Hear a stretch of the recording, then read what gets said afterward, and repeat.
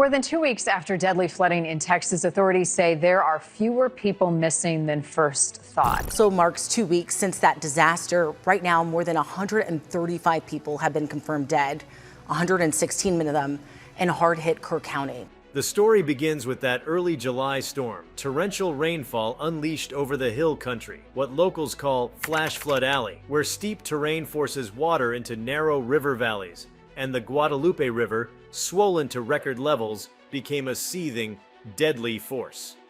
Between July 3rd and 6th, staggering downpours dumped 6 to 11 inches of rain in a few hours.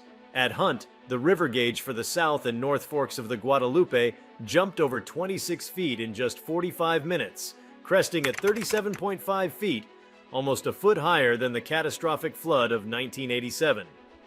Before we start, hit the like and subscribe buttons for more exclusive news. That surge, so rapid and immense, hit in the wee hours of July 4th. It ripped through homes, swept away cabins, trailer parks, bridges and vehicles, and smashed through several summer camps nestled along its banks, including the all-girls Camp Mystic and Camp Mystic-like Camp. Cherished sites of summer joy were transformed overnight into tragic scenes. By the time the waters subsided, at least 135 people had died across Texas, 107 in Kerr County alone, including approximately 37 children. The pace of human recovery has been excruciatingly slow. In the flood's chaotic aftermath, more than 160 individuals were reported missing. As days passed, local, state, and federal teams, along with international volunteers, combed 60 miles of the Guadalupe River, scouring debris-clogged reaches with sonar equipment, rescue dogs, boats, helicopters, and an unyielding determination to find every soul. Kerr County eventually reduced its missing count to just 3. After heroic search efforts brought closure to many families, these operations have come at great cost. Entire camps were wiped out. At Camp Mystic, cabins were completely in ruin, and the site became synonymous with the flood's horrors, claiming the lives of campers and staff alike, including the director, Dick Eastland. Heart of the Hills Camp lost its beloved leader, Jane Ragsdale, whose legacy is remembered for fostering decades of community and connection. And in Center Point, Camp, which serves individuals with disabilities, lost 27 lives at Camp Mystic before rallying volunteers and reopening within weeks, showcasing the community's rapid response. Amid these tragedies, remarkable acts of solidarity emerged. Over 2,000 volunteers, including swiftwater rescue teams from at least a dozen U.S. states and even Mexico, joined formal search efforts. NASA deployed aerial reconnaissance drones to map flood damage. Local nonprofits, businesses, and celebrities mobilized resources. HEB set up mobile kitchens and donated $5 million. All Hands and Hearts, Samaritan's Purse, World Central Kitchen, and Airbnb converged to supply food, housing, and tools. And professional athletes and entertainers launched high-profile benefit events to raise funds. Among those efforts, Miranda Lambert and Parker McCollum announced Band Together Texas, a star-studded benefit concert in Austin slated for August 17th, with performers including Lyle Lovett and Kelly Clarkson aimed at funneling proceeds into local recovery foundations. Earlier, Gruen Hall, Texas's oldest honky-tonk, hosted a massive benefit to aid Kreider's Rodeo and Dance Hall in Hunt after it was devastated by floodwaters just days after its centennial celebration. Still, the human toll has left scars. At least 37 children were among the confirmed dead, many of them young campers. Trent Waters, a Camp Mystic counselor, was among those who perished while trying to save others. Grief hangs heavy in tents and homes near the river. In Kerrville, a makeshift memorial on Water Street now bears photos, flowers, and signs from over 300 mourners who gathered for a candlelit vigil. Families like the Zunkers agricultural workers with 4 members found in a single grove faced unimaginable agony. While emotion pours forth, sobering questions confront officials. Why were more impactful alerts not issued?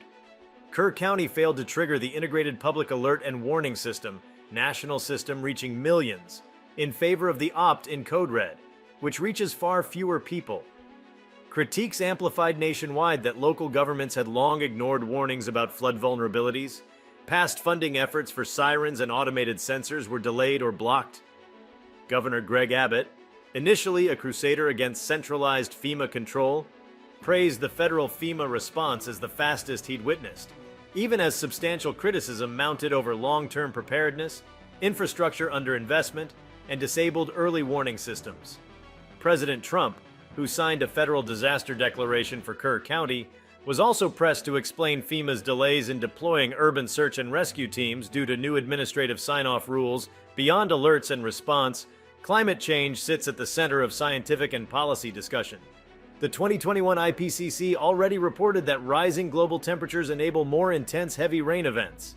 Analysis of the July 2025 rainfall shows storm systems were up to 7% wetter than similar past events, reinforcing that natural variability alone cannot explain the deluge.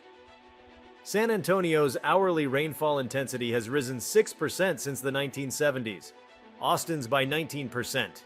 These trends, combined with development in floodplains and weakened infrastructure, created a perfect storm. The buildup, Central Texas and the Hill Country in particular, is part of what's known as Flash Flood Alley, a crescent of flood-prone terrain from west of San Antonio through Austin and northeast to Dallas. Climate scientists warn that as the region warms, rainstorms will continue packing more water into shorter times, making such events not only more likely, but more fierce. In the immediate aftermath, the region saw ripple effects. Lake Buchanan soared to its highest water level in 20 years, reaching 1,020 feet on July 16th, prompting dam releases and safety directives due to submerged debris and elevated bacteria levels. Pets, too, were swept from homes. Shelters overflowed until organizations like Paws Chicago, Wings of Rescue, and Austin Pets Alive evacuated over 200 animals to safety. They are now awaiting adoption far from their flooded hometowns. The economic damage has been monumental. Estimates range between $18 and $22 billion. From washed-away infrastructure to devastated small businesses like Kreider's Dance Hall, recovery will stretch across years. HEB's donation, the urban signs reading Hill Country Strong, NBA teams' t-shirts, and grassroots aid campaigns like Airbnb's relief efforts have provided emergency support. But rebuilding will require systemic investment, yet Texan spirit has not flagged. Volunteer brigades descended on campsites, removing debris to allow some to reopen in weeks. Service providers are laying groundwork for long-term upgrades: sirens, sensors, warning systems, flood mapping. Legislators have launched committees to examine flood preparedness and infrastructure funding. Discourse is shifting from sorrow to solutions, from reactive recovery to proactive resilience. Still, some fear statistical buoyancy may dull public appetite for change. Climate attribution studies underscore that floods in a warming world will become the norm, not the exception. Yet deploying warning systems and enforcing zoning policy often takes political capital, especially in rural regions wary of regulation. For now, the flood's legacy is written in stone and saplings along the riverbanks. It is also found in the evocative memorial walls in Kerrville, the trademark Texas Strong decals, and the benefit concerts that remind us of communal bonds forged in shared tragedy. The sobering death toll, particularly of children, means vigilance now starts with memory. The catastrophe in Texas during July 2025 has opened a vast window into the underlying fragility of modern infrastructure, community planning, and crisis communication systems. The flash floods, though immediate in impact, have unveiled a labyrinth of secondary and tertiary effects that will reverberate across sectors for years. Now, attention is shifting to what happens next, not just in terms of physical reconstruction, but in how Texas will evolve to face future extreme weather events with more foresight, coordination, and resilience. In the wake of the tragedy, one of the most pressing concerns has been mental health. For the survivors, especially children and young adults who lived through terrifying river surges at summer camps, the psychological trauma is deep and complex. Many watched as cabins were swept away or were stranded on rooftops and tree limbs for hours before being rescued. Others lost siblings, friends, or mentors. School counselors, local therapists, and national organizations specializing in post-trauma recovery have descended upon the Hill Country region to provide aid. From group therapy sessions held in churches to trauma-informed care offered through telehealth, a sweeping response is underway to tend to the invisible scars of survivors. Meanwhile, insurance companies have begun the daunting task of assessing and compensating property damage claims. But a familiar obstacle is once again making itself known. Flood insurance in the United States is a niche market, and many homeowners in rural areas do not carry it. Though the National Flood Insurance Program, NFIP, exists to provide such coverage, participation is low, particularly in regions where flooding is considered rare or underestimated. As a result, thousands are finding that their homes and possessions were uninsured against precisely the event that devastated them. This has rekindled a debate on the necessity of compulsory flood insurance in floodplain areas, regardless of historical frequency. Some lawmakers argue that, much like mandatory auto insurance, coverage for natural disasters should be a basic requirement, especially as climate volatility increases. On the other side are property rights advocates who bristle at the idea of mandated insurance policies that may be financially burdensome, particularly in lower-income communities. In tandem with financial recovery comes a necessary reimagining of the region's land use. Much of the destruction in the hill country stemmed from rapid, unregulated development along riverbanks and flood-prone areas. What were once scenic lots became ticking time bombs when the river rose 30 feet above its normal level. Urban planners and civil engineers are now collaborating with environmental scientists to design smarter zoning laws and more stringent building codes. This includes proposals for expanded green infrastructure such as retention ponds, restored wetlands, and permeable pavement, all intended to mitigate runoff and absorb excess water before it overwhelms drainage systems. There is also growing momentum for the buyout and relocation of high-risk properties. Already, FEMA and local governments are identifying clusters of homes that have been flooded multiple times over the last 2 decades. Voluntary buyouts, where homeowners are offered market value to leave and the land is then returned to its natural state, are being pitched as a long-term solution. However, convincing families to part with ancestral homes, even those repeatedly inundated, is a sensitive endeavor. Memories and community roots don't yield easily to data models. In parallel, technology companies are making strides in improving flood prediction and communication. The integration of real-time data from rainfall sensors, satellite imagery, and AI models allows for far more accurate forecasts. Some startups have developed apps that provide personalized flood alerts based on a user's specific location, elevation, and weather trends. These tools could supplement or even replace traditional sirens and emergency broadcasts, provided local governments and residents embrace them. A critical part of the recovery will also rely on education, not only in schools but across the general public. Many Texans, particularly in drier inland areas, have little experience with flash floods or the signs that precede them. Efforts are underway to include flood preparedness modules in school curriculums and workplace safety trainings. The aim is to cultivate a culture where checking river gauges, evacuation maps, and weather alerts becomes as instinctive as locking one's front door. Beyond these community-scale initiatives, the floods have implications for state and federal environmental policy. In Texas, water management has always been contentious. The state's aquifers, river systems, and reservoirs are governed by a web of overlapping jurisdictions and competing interests. The Guadalupe River basin alone involves more than a dozen water authorities and municipal stakeholders. The flood has exposed how fragmented authority hampers rapid response, coordinated communication, and uniform safety measures. One of the legislative proposals gaining attention is the establishment of a centralized water oversight board for the state, an entity with the legal authority to unify efforts across county lines, direct infrastructure investments, and maintain safety standards for dams, levees, and reservoirs. Federal lawmakers, too, are under pressure to address systemic issues brought into stark relief. Budget allocations for the Army Corps of Engineers, which maintains critical water infrastructure, have been under scrutiny. The Corps has long warned about the aging condition of many dams across Texas. The post-flood investigation revealed that several minor dams were dangerously close to overtopping and would have failed had the rain persisted even another day. Climate scientists see an opportunity in this moment of reckoning. They are urging leaders to view this event not as an outlier, but as a harbinger. With global temperatures on a steady climb and atmospheric moisture increasing, the physics of rainfall has changed. A warmer atmosphere holds more water vapor, meaning storms now have more fuel to release unprecedented volumes of rain in short windows. The July floods matched models that predicted exactly this kind of event, yet the reality proved even more brutal. In a sense, the storm was textbook climate change in action, violent, unpredictable, and beyond what old infrastructure could bear. The social dynamics unfolding in flood-affected communities are also worth observing.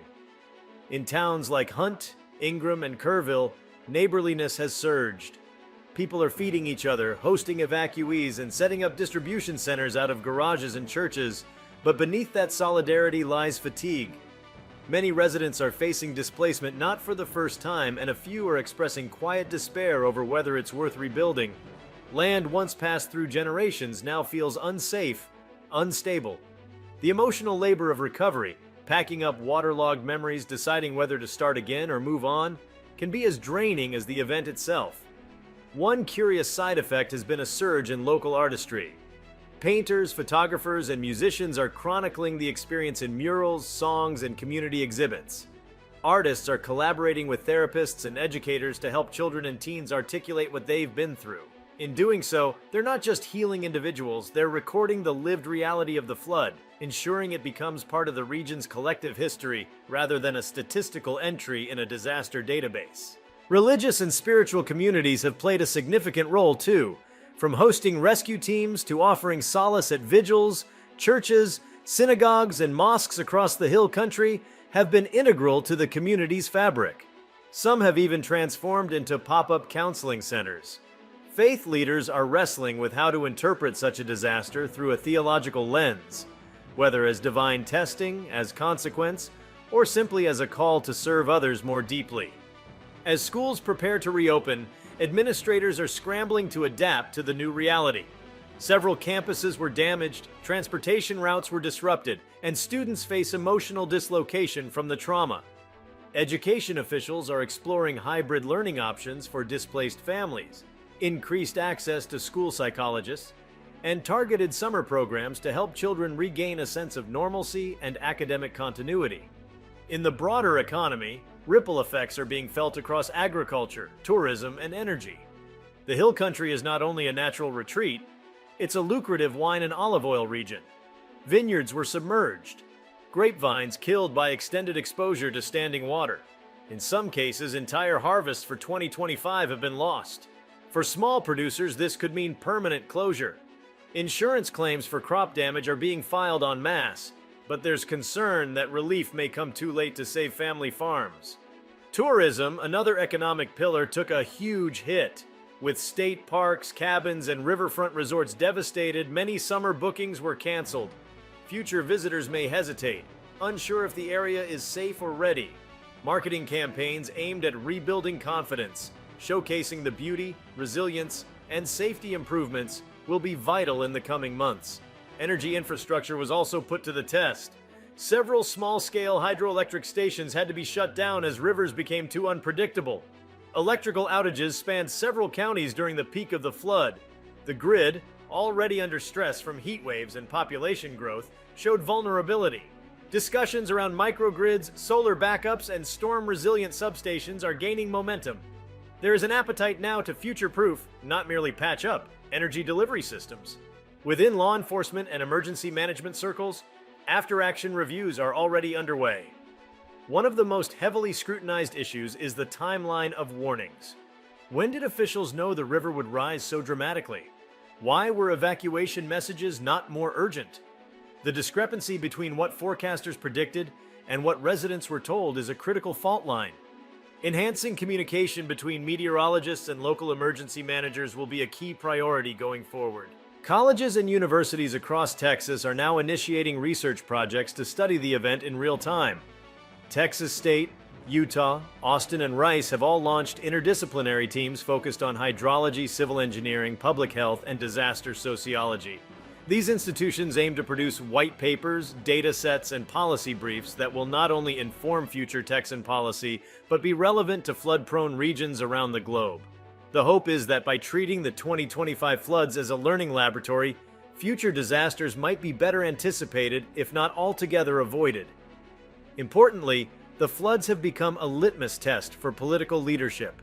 Voters are closely watching how mayors, county commissioners, and state officials allocate recovery funds, prioritize rebuilding, and explain previous failures. Town hall meetings have become impassioned forums where ordinary citizens, many of whom have lost everything, demand transparency, accountability, and action. In Washington, the event has drawn attention from lawmakers pushing for national flood resilience legislation. A bipartisan group is proposing a Flood Infrastructure and Preparedness Act that would dedicate billions to early warning systems, levee improvements, and climate-resilient construction. The political climate is fragile, but the Texas disaster may serve as a galvanizing force in an otherwise gridlocked Congress. If you like this video, please give it a like and subscribe to our channel. Also, could you leave your comments below and tell us, what are your thoughts on the Texas floods? Do you expect things to get worse? We want to hear from you. Thank you for watching, and see you next time.